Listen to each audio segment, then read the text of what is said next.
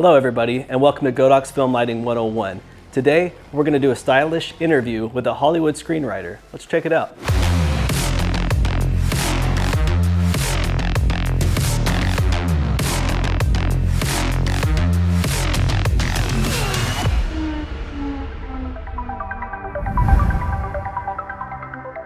Interviews have always been the standard when it comes to working in any aspect of film and television, but really, the recent popularity of docuseries projects on Netflix, HBO, and other large studios have made the interview a more cinematic and immersive part of storytelling. The location should try to help reflect the mood and atmosphere of whatever story is being told.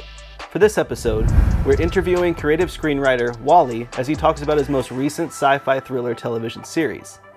We thought it'd be nice to interview him inside his vintage prop studio that he uses for the show. This allows the environment to complement Wally and the story he is telling.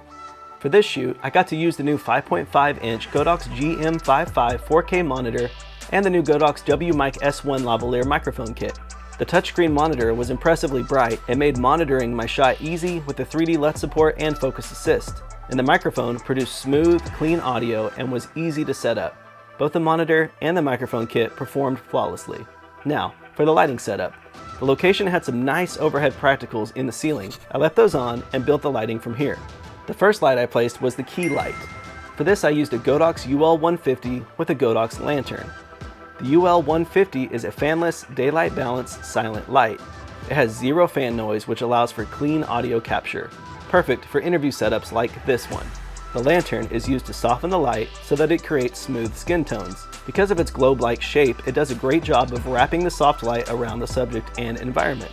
I used the Godox C-stand and arm to raise the light up high and then angle the light downward toward the subject. This allows the light to look more natural as it spills across the scene. This light was set to 7% power. The next light placed was a Godox Sz-150r. This light was used to illuminate most of the background and wall behind the subject. I was going for a more stylized and experimental look. The Sz-150r allowed me to quickly dial in the exact color tone I was going for. This light was set to a hue of 275 degrees, saturation at 99%, and 39% power. Next, I set up a backlight for the subject. For this, I used a Godox UL150 silent video light. I clamped the light rose purple gel to some barn doors to help match the light coming from the Sz-150r. I aimed this light to the back of the subject. This light helps add some motivated color contrast to the subject's back side, which helps separate him from the background. This light was set to 3% power. From here, I added some layered lighting throughout the scene. I placed 3 TL60 tube lights at various places around the room, using them as practical sources, meaning they're actually seen in camera. I love that you can dial in the exact hue from the RGB wheel. I wanted these lights to somewhat complement the purple, so I used kind of a greenish blue color for the background. I went with a bluer tone for the foreground, mainly to cast additional blue accent light across the wall. These lights are powered by an internal battery and are super lightweight. I was easily able to place them through the environment to create depth and layers of light. The 2 background lights were set at a hue of 170 degrees, saturation at 100, and power at 33%.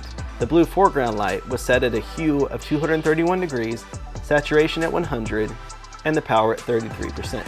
From here, I used a portable Godox M1 light to light more of the foreground with motivated purple lighting.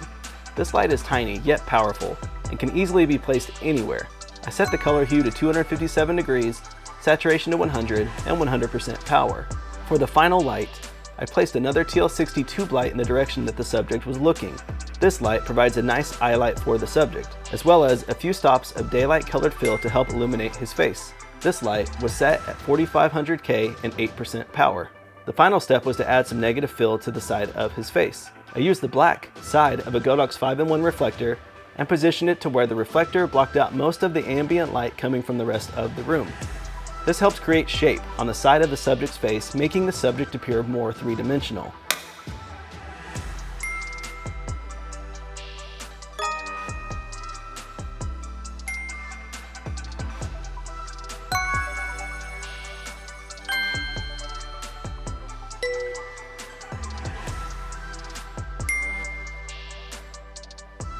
Hopefully these techniques are helpful for you to try out on your next stylized docuseries or narrative interview project. Godox offers a one-stop solution for all your filmmaking needs. From lights to monitors to audio to stands to grip and staging essentials, they've definitely thought of everything. Also, be sure to like and subscribe for more tutorials. Thank you so much for tuning in to Godox Film Lighting 101. We'll see you next time.